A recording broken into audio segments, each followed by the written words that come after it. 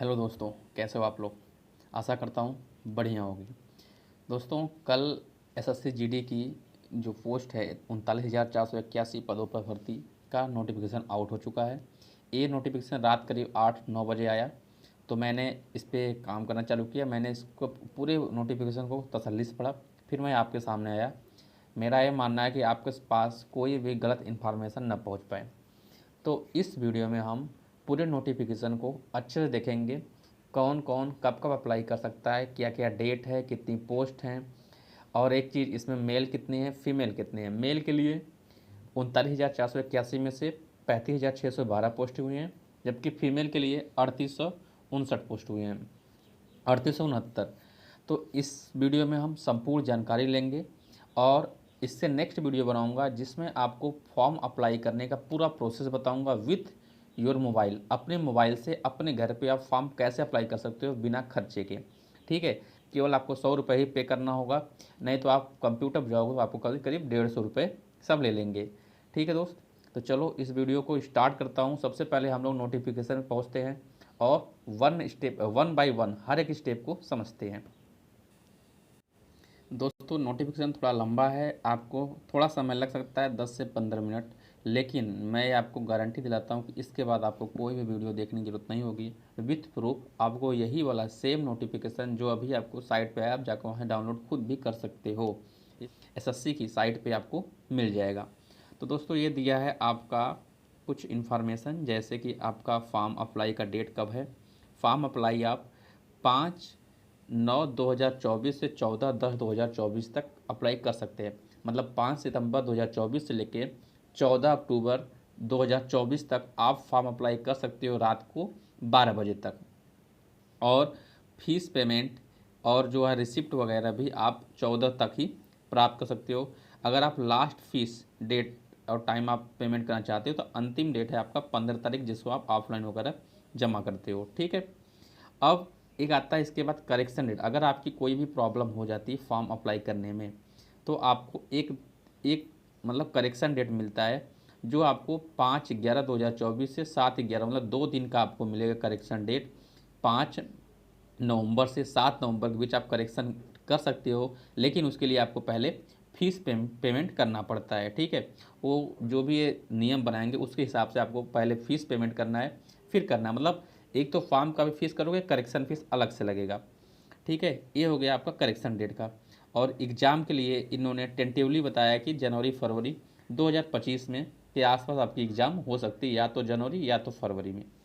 ठीक है, जैसे आप सैलरी के बारे में पहले बात कर लेते हैं। आपका जो पे स्केल्स है, अगर आप एनसीबी में होते हो, एनसीबी मतलब नारकोटिक्स डिपार्टमेंट में, तो आपकी सैलरी ये बनने वाली है 18,000 से लेकर 56,900 तक। ये लेवल 1 की नौकरी है। और दूसरा जो लेवल 3 की सर्विसेज बाकी सब पोस्टें हैं, उसमें आपकी सैलरी के 21,700 से लेकर 69,100 रुपये तक बनेगी। ठीक है, ये हो गई आपकी सैलरी की बात। जो नोटिफिकेशन मिला है, इसके बाद आपको महंगाई भत्ता के हिसाब से धीरे धीरे बढ़ता रहता है। जिस हिसाब से महंगाई भत्ते बढ़ेंगे, आपकी सैलरी धीरे धीरे बढ़ती रहती है। अब बात कर लेता हूँ पोस्ट पे। इसमें साफ साफ लिखा है, आप देख सकते हो कि जो मेल हैं, मेल के लिए ये सभी, ये आपके यहाँ पे 7 पोस्टें, कितनी, 3, 3, 6, 8 पोस्टें हैं आपके पास। 8 पोस्टों में हर पोस्ट में आप देख सकते हो किस कैटेगरी में कितने सीट हैं। ठीक है, ये मेल कैंडिडेट के लिए है। आप देखो तो टोटल मेल कैंडिडेट का 35,612 पोस्टें जो मेल कैंडिडेट के लिए हैं। आप देख सकते हो जनरल में टोटल 1594, EWS में इतना है, OBC में 7,747 पोस्ट है, SC में 4,021 है, और ST में 5,224 पोस्ट हैं। किस विभाग में कितने पोस्ट खाली हैं, उन सब के लिए यहाँ पे आप देख सकते हो, आप मिला सकते हो। और जो फीमेल कैंडिडेट हैं उनके लिए आप देख सकते हो कि किस पोस्ट में कितना है। कुछ ऐसे पोस्ट जैसे SSB हो गया, SSF हो गया, इनमें इनकी कोई भी वैकेंसी नहीं है। तो आप देख सकते हो, फीमेल का भी अपने यहाँ से मिला लेना अपने हिसाब से, आपको जिस भी कास्ट में हो, जिस भी कैटेगरी में हो। और ये आपका 3869 पोस्ट फीमेल का है, इसलिए इस हिसाब से टोटल जोड़कर आपका 39,481 पोस्ट बने हैं, एक टोटल है आपका। अगर सबसे ज़्यादा मैं देखूँ तो सबसे ज़्यादा आपका BSF में पोस्ट हैं। उसके बाद सेकेंड नंबर आपका CRPF में है, क्योंकि ये दोनों आप अपने आप में बहुत बड़ी फोर्सेज भी हैं, इसलिए इन दोनों में ज़्यादा ही आता है। और तीसरे नंबर पर आपका CISF है, जो सबसे अच्छी पोस्ट मानी जाती है। तो आप इस हिसाब से पोस्ट के हिसाब से मत बनना किस में ज़्यादा सीटें हैं। मैंने इसके लिए ऑलरेडी आपको वीडियो बना चुका है, प्रेफरेंस पोस्ट प्रेफरेंस में, उस हिसाब से बनना। BSF और CRPF को सबसे लास्ट में आप चूज करना, क्योंकि ये सब पोस्ट मतलब इसमें आपको रिलीफ थोड़ा कम होता है, काम थोड़ा ज़्यादा होता है, छुट्टियाँ कम मिलती हैं वगैरह वगैरह। तो आप देख सकते हो, आप जाके उस वाले वीडियो को पहले देख लेना, पोस्ट प्रेफरेंसेस वाला, ठीक है। तो उस हिसाब से भरना, ताकि आपको लाइफ में कभी कोई भी प्रॉब्लम न हो या कभी पछताना न पड़े। उसको ज़रूर देखना दोस्त। उसके बाद आगे हम बात कर लेते हैं आपकी एज लिमिट पे। तो आप देख सकते हो एज लिमिट में क्या होना चाहिए, आपको 18 से 23, ये जनरल कास्ट वालों के लिए है। आपकी उम्र 18 से 23 होना चाहिए, और कब से, 1 जनवरी 2025 को माना गया है। 1 जनवरी 2025 को आपकी उम्र 23 से ज़्यादा नहीं होनी चाहिए और 18 से कम नहीं होना चाहिए। और यहाँ पे आपको बिफोर और आफ्टर भी लिख दिया है कि आपकी मतलब 2002 से पहले नहीं होना चाहिए और 1 जनवरी 2007 से के बाद भी नहीं होना चाहिए। इसके अलावा आपको कुछ अलाउंसेस भी मिलता है, जैसे आप एज में जब छूट लोगे तो इसके ऊपर तो निकल ही जाओगे। जैसे SC ST वालों को 5 साल की छूट मिलती है, 23 तक मिला है वो 5 साल और, तो पूरा SC ST कितना हो गया, 28 साल का हो गया। OBC वालों को 3 साल की छूट मिलती है, तो 23A 3A, तो 23 3, OBC वाले 26 तक भर सकते हैं, SC ST वाले 28 तक। लेकिन ध्यान देना, आपकी एज जो है 1 जनवरी 2025 को ही काउंट की जानी है। बाकी आप अपने हिसाब से देख सकते हो, एक्स सर्विसमैन को 3 साल की छूट है, या जो चिल्ड्रेन जो ऐसे मतलब मर गए गुजरात कांड में उनके लिए 5 साल की छूट है, या आप अपने हिसाब से देख सकते हो। उतने लोगों के लिए नहीं होती, तो मैं इस पर ज़्यादा बता भी नहीं रहा हूँ। अब देख लें क्वालिफिकेशन के बारे में। क्वालिफिकेशन बता रहा है आपका 1/1/2025 तक, मतलब जब तक ये फॉर्म अप, जब तक आपका एज कैलकुलेशन होगा तब तक आपका किसी बोर्ड से हाई स्कूल का डिग्री आपके पास होनी चाहिए, ठीक है। आप पास होने चाहिए, आपको पूरा डिग्री मिल जाना चाहिए 1/1/2025 तक। फिर आपको आगे देखते हैं, ये आपका आता है यहाँ पे देखो NCC। अगर आपका NCC है तो NCC के लिए आपको छूट मिलती है इसमें। जैसे आपका टोटल आप देखो तो 80 क्वेश्चन होगा, 160 नंबर का पेपर होगा, हर क्वेश्चन 2 मार्क्स से होगा, 0.5 का निगेटिव होगा। तो उसमें आपका NCC अगर आपके पास C सर्टिफिकेट है उसमें आपको 5% मार्क्स मिलेंगे, इसका करीब करीब 8 नंबर के आसपास। और NCC B जो है आप देखोगे तो उसमें 3% मिलेगा, तो एक करीब आपका आएगा 5-6 नंबर के आसपास आएगा। और ये आपको 2% मिलेगा, तो ये भी आपको करीब वही 3-4 नंबर के आसपास बन जाएगा। तो अगर आपके पास C सर्टिफिकेट है तो आपको 8 नंबर वैसे ही मिल जाएंगे फ्री का, ठीक है। इस हिसाब से आपको NCC का इसमें फ़ायदा मिलेगा। बाकी आगे देख लेते हैं। देखो अप्लाई करने के तो आपको पता है ये आपको OTR सिस्टम से होगा और ये ऑनलाइन ही हो पाएगा अप्लाई, ठीक है। बिना ऑनलाइन तो जो ऑफलाइन अप्लाई तो नहीं होता। इसका फीस पेमेंट सभी के लिए 100 रुपये हैं, केवल OBC और OBC और जनरल के लिए 100 रुपये हैं केवल पुरुष के लिए। और जो भी महिला कैंडिडेट्स हैं चाहे जिस भी कास्ट की हो, प्लस SC ST और एक्स सर्विस में, इन सब के लिए फ्री है। आप इस कॉलम को पढ़ सकते हो, उनके लिए कोई भी फीस पेमेंट नहीं है। और फीस जो पे करना है आप किसी भी थ्रू कर सकते हो, चाहे भीम UPI से कर दो या नेट बैंकिंग से कर लो, या वीज़ा कार्ड है या मास्टर कार्ड है या मैस्ट्रो कार्ड है या रुपये या डेबिट कार्ड, आप किसी से भी कर सकते हो, ठीक है। और फीस पेमेंट की लास्ट डेट आपको यहाँ बता दी गई है। अब अगला अगर बात कर लें हम लोग, सेंटर कहाँ कहाँ मिलेगा। देखो हाँ, इस चीज़ को आपको काफ़ी ध्यान से देखना कि आपका किस सेंटर एरिया, जैसे इसके अनुसार सेंट्रल रीजन में कौन कौन से आते हैं। सेंट्रल रीजन में अक्सर आपके बिहार और उत्तर प्रदेश आ रहे हैं, आपको यहाँ दिखाया गया है। बिहार और उत्तर प्रदेश के कौन कौन से ज़िले हैं आप देख सकते हो, भागलपुर, दरभंगा, मुजफ्फरनगर, पूर्णिया, पटना, बरेली, झांसी, कानपुर, गोरखपुर, लखनऊ, प्रयागराज, मीरठ और वाराणसी। ये जो है रीजन, ये आपका सेंट्रल रीजन के अंतर्गत आएगा और इसी के हिसाब से आपका एग्ज़ाम्स भी होगा। आपका admit card region by region ही आते हैं, आपके एग्ज़ाम्स भी इसी हिसाब से होते हैं, ठीक है। तो आप ध्यान देना, आपका किस रीजन में है ये आपको पता होना चाहिए कि आप CR रीजन से हो कि किस रीजन से हो। उसी रीजन से फॉर्म भी आपको अप्लाई करना होगा और एग्ज़ाम्स भी आपका इसी रीजन के हिसाब से होगा। और यहाँ पे आप देख सकते हो स्नात, अपने अपने हिसाब से अपना रीजन ढूंढ लेना कि आपका किस एरिया में पड़ रहा है, ठीक है। ये आपका रीजन्स है, उसी रीजन के हिसाब से फॉर्म ज़रूर डालना। फिर आगे बात करते हैं दोस्त, सिलेक्शन प्रोसेस का किस हिसाब से होगा। तो देखो सबसे पहले सिलेक्शन प्रोसेस में आपका सीबीटी एग्ज़ाम होगा, जिसमें आपको 20-20 नंबर के 20 नंबर का मैथ, 20 नंबर का रीजनिंग, 20 नंबर का जीएस और 20 नंबर का हिंदी या इंग्लिश में से चाहे जो आप कर सकते हो। तो पूरा 80 क्वेश्चंस होंगे, जिसमें हर हर क्वेश्चंस पे 2 नंबर मिलेंगे, मतलब 160 नंबर मिलेगा और 0.25 की नेगेटिव होगा। तो आपके क्वेश्चंस होंगे, तो आपका टोटल अगर मिला होगा तो 80 क्वेश्चंस होंगे और टोटल मार्क्स होगा 160 मार्क्स का होगा और 60 मिनट मतलब 1 घंटे ही आपको मौके मिलेंगे। हर क्वेश्चन के लिए आपको 2 मार्क्स मिलेगा और अगर आप गलत करते हो तो उसके लिए आपको 0.25 मतलब बहुत कम मार्क्स है भाई। 1/8 का आपका निगेटिव मार्किंग है, ठीक है। 1/8 समझते हो आप। 8 क्वेश्चन में अगर आप गलत करते हो तो आपका 1 क्वेश्चन के बराबर नुकसान जाएगा। तो ये है आपका बहुत कम ही नेगेटिव मार्किंग, तो आपको रिस्क तो लेना ही पड़ेगा आसानी से। आपका कंप्यूटर बेस्ड एग्ज़ाम होगा। इन सब के बारे में डिटेल्स आप देखोगे हिंदी में ना, आपको बस वकैब ही पूछती है और एक पैराग्राफ देता है, बाकी ग्रामर पोर्शन नहीं पूछता। मैथ में आपकी एलिमेंट्री मैथ है, बहुत नॉर्मल मैथ होती है जो अंगणित बोलते हो आप। जनरल अवेयर्स में आपको नॉर्मल पूछता है, आपको जीएस से संबंधित, लेकिन हर सब्जेक्ट थोड़ा थोड़ा टच कर ही लेता है। जनरल इंटेलिजेंस और रीजनिंग्स के बारे में आप जानते हो, ये भी बहुत नॉर्मल पूछता है। जीएस आप ज़्यादा गहराई मत पढ़ना, नॉर्मल पढ़ लेना, आप आराम से पूरी पूरी जीएस कर लोगे। और आपका जो एग्ज़ाम की लैंग्वेज होगी ये भी देख लेते हैं। एग्ज़ाम लैंग्वेज में आपका पहले तो 2 आएंगे, मतलब आपका हिंदी और रीजनिंग, सॉरी हिंदी और इंग्लिश, ये दोनों तो लैंग्वेज रहेंगे। बाकी आपको 13 अन्य भाषाओं में भी आपको मिल सकते हैं, जैसे मराठी में, गुजराती में, बंगाली में, मणिपुरी में, असम में, मलयालम में, कोंकणी में, तमिल में, पंजाबी में, उड़िया में, कन्नड़ में, आप देख सकते हो उर्दू में, तेलुगु में, इन सब भी लैंग्वेज में आपको पेपर मिलेगा, ठीक है। आप चाहो तो इन लैंग्वेज को चूज कर सकते हो। बाकी हिंदी तो आपको हिंदी में ही मिलेगी और इंग्लिश आपको इंग्लिश में ही मिलेगी। ये हो गया आपका लैंग्वेज की बात हो गई दोस्त। अब देख सकते हो आप रीजनिंग में कौन कौन से सब्जेक्ट्स हैं, कौन कौन से आपके वो टॉपिक्स हैं, आप यहाँ से देख सकते हो। Arithmetical, non verbal, coding, decoding, arithmetic, reasoning. अब देखो यहाँ पे स्पेचुअल अपना पढ़ लेना, आपको जो भी लगते हैं, बहुत ज़्यादा नहीं है, वो नॉर्मल ही, आप इसी हिसाब से तैयारी करना इन्हीं चैप्टरों का, ठीक है। मैथ में भी आप जनरल अवेयर्स में पढ़ सकते हो। मैथ में भी देखो आप discount, time and work, ratio and time, time and distance, ये सब सब्जेक्ट्स हैं। हिंदी में आपको मैंने बोला कि आपको कुछ नहीं करना है, आपको वैकैब तैयार करना है, जैसे 1 वर्ड्स, इडियम, फ्रेजेज, और आपको सॉरी हिंदी मतलब अनेक शब्दों के लिए एक शब्द, सिनोनिम, बोल सकते पर्यायवाची, विलोम, ये सब चीज़ें आपको ध्यान देना है।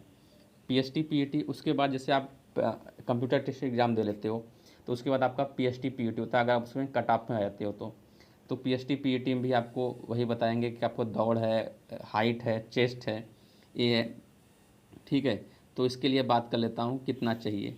आप देखोगे तो अगर आप मेल हो तो आपको पीएचटी में रनिंग में आपको 5 किलोमीटर 24 मिनट में दौड़ना है मेल के लिए, और फीमेल के लिए 1.6 किलोमीटर 8.5 मिनट में दौड़ना है। वही काम अगर लद्दाख के वही काम अगर लद्दाख वाले हैं तो उनको 1.6 किलोमीटर 7 मिनट में, और फीमेल के लिए 800 मीटर्स, और फीमेल के लिए 800 मीटर्स 5 मिनट में दौड़ना है। बाकी आगे चलते हैं। आपकी ये सब आपके लिए छूट की बात कह गई है।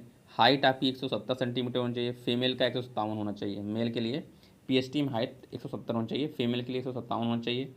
आप अपने हिसाब से, और जो छूट वाले हैं आप यहाँ पे चेक कर सकते हो, ठीक है। बात कर लेते हैं चेस्ट की। तो महिलाओं का चेस्ट तो नहीं होता, नहीं नापा जाता। जो पुरुष होते हैं उनकी चेस्ट 80 होनी चाहिए, फुलाव 5 का होना चाहिए, मतलब 80 से 85 होना चाहिए। ये कंपलसरी है, इसमें किसी को छूट नहीं दी जाती, ठीक है। आप यहाँ पे और छूट भी दे सकते हैं। वेट केवल महिलाओं के लिए होता है, पुरुष के लिए नहीं होता है। ये सब मेडिकल स्टैंडर्ड जो बाद में आपको बात करेंगे। और बात कर लेते हैं, हाँ, अगर आपके पास डेट ऑफ बर्थ के लिए आपके पास वो है आईडी प्रूफ के रूप में आपका आधार कार्ड है तो बढ़िया है, लेकिन अगर आपके पास आधार कार्ड नहीं है तो आप इन सब डॉक्यूमेंट्स का यूज कर सकते हो, ठीक है, अपने डेट ऑफ बर्थ बताने के लिए। और आप इसका भी अपने जो फॉर्म है उसमें आप इनका नंबर भर देना, लेकिन आपके पास इसका ओरिजिनल प्रूफ जरूर होना चाहिए, क्योंकि आप जब भी एग्ज़ाम देने जाओगे या कुछ भी काम होगा तो इसका ओरिजिनल प्रूफ आपको वहाँ पे मांगेगा। ठीक है, आप इसमें देख सकते हो। आपका ई आधार होना चाहिए, अगर वो भी नहीं है तो वोटर आईडी ले लो, ड्राइविंग लाइसेंस ले लो, पैन कार्ड ले लो, पासपोर्ट ले लो, या कोई स्कूल में हो, यूनिवर्सिटी में तो उसकी आईडी कार्ड ले जाओ, एम्प्लॉय हो तो उसका आईडी कार्ड ले सकते हो, ई एक सर्विसमैन है तो आपको जो भी मिलते हैं प्रूफ वो भी आप ले जा सकते हो। आप देख सकते हो क्या क्या चाहिए, इसको आप देख लेना। ठीक है, अब आपकी बात आ जाती है, ये तो दिया है मिनिमम आपको हर मार्क्स, अगर आप वो भी जनरल में हो तो आपको मिनिमम 160 का 30% लाना ज़रूरी है, ओबीसी भी इतना, ऑल कैटेगरी के 20 से। देखो इसके कम तो आपका सिलेक्शन भी नहीं होगा, सिलेक्शन हाई फाई जाती है मेरिट भाई, तो ये सब आपको कोई ध्यान देने की बात नहीं है, बाकी मैंने ये सब बता ही दिया। अब आपकी पोस्ट ये ज़रूर देख लेना, बहुत इंपॉर्टेंट है दोस्त। जैसे मैं आपको पोस्ट प्रेफरेंस बताया हूँ तो मैंने उसमें आपको ABCD तो नहीं बताया, मैंने आपको बताया था कि आप किस हिसाब से लोगे। तो आप देखना यहाँ पे उसके कोड दिए हैं, आप पोस्ट प्रेफरेंस में कोड भरोगे। तो जैसे मैंने मान लो सबसे पहले CISF भरना चाहता हूँ तो CISF का कोड B है, तो हम यहाँ पे पहले B लिखेंगे। ऐसे ऐसे बॉक्स बना होगा ढेर सारा प्रेफरेंसेस में, तो आपको यहाँ पहले पहले B लिखना है। फिर उसके बाद मान लो मैं ITBP भरना चाहता हूँ, ITBP कोड क्या है ई ने, तो मैं यहाँ पे ई लिखूँगा। ऐसे ऐसे फिर मान लो NCB में चाहता हूँ तो NCB का G है, तो यहाँ G लिखूँगा। ऐसे ऐसे करके आपको 8 पोस्ट भर देनी है अपने हिसाब से, आगे पीछे सीक्वेंस लगा के। इनके कोड यहाँ पे दिए गए हैं ABCDEFG, इसको कहीं पे आप नोट कर लो।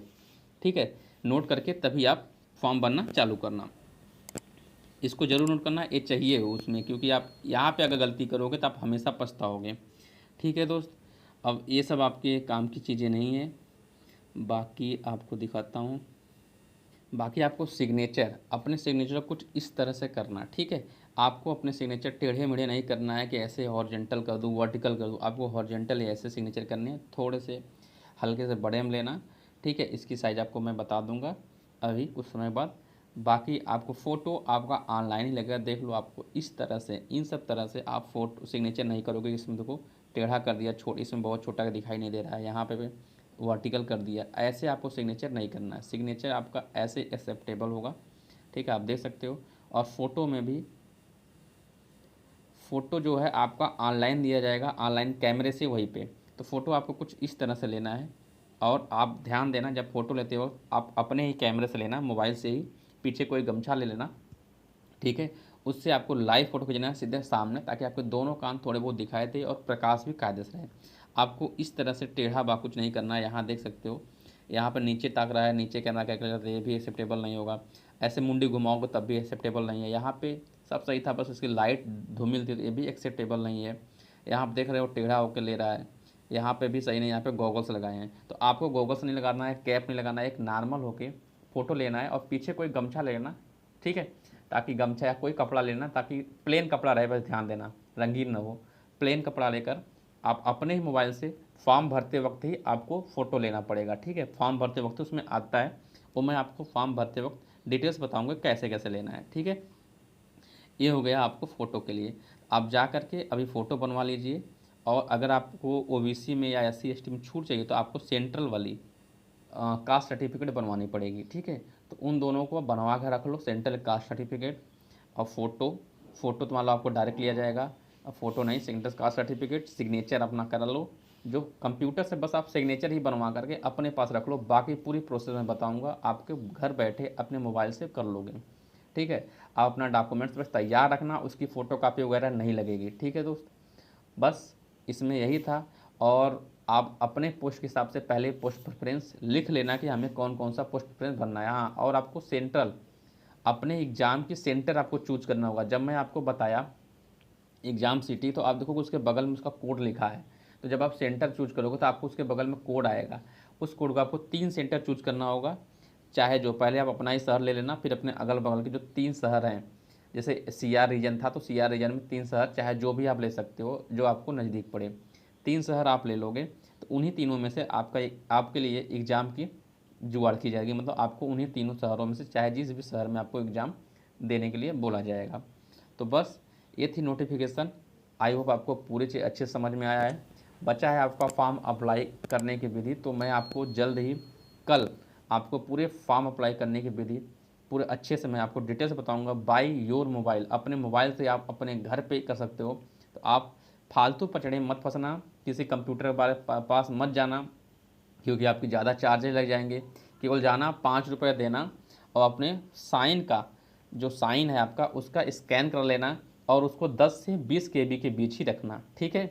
10 से 20 KB के बीच आपका साइन का स्कैन करा के बनवा करके रख लेना अपने मोबाइल में, चाहे व्हाट्सएप पे मंगा लेना, चाहे उसको PD में रख लेना। लेकिन ध्यान देना, या फिर उससे भी मंगा सकते हो, शेयर जो ऐप्स होते हैं, लेकिन उसको PDF में मत कन्वर्ट कराना, ठीक है, JPG फॉर्म में होना चाहिए। बस इतना था। फिर मिलते हैं दोस्त नए वीडियो में कल आपको पूरे स्टेप बाय स्टेप कैसे फॉर्म अप्लाई करेंगे, कैसे क्या करेंगे मैं बता दूंगा। आप अपने घर बैठ के आराम से फॉर्म अप्लाई करना। अपना ख्याल रखो, फिर मिलते हैं नेक्स्ट वीडियो में। Bye bye.